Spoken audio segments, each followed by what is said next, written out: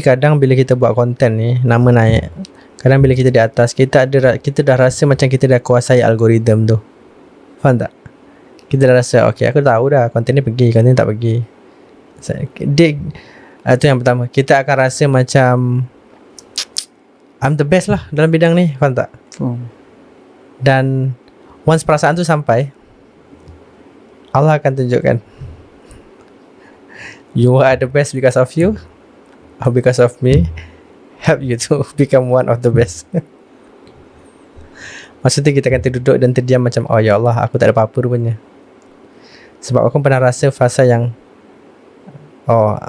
I create one of the best content, tapi Allah tunjukkan no.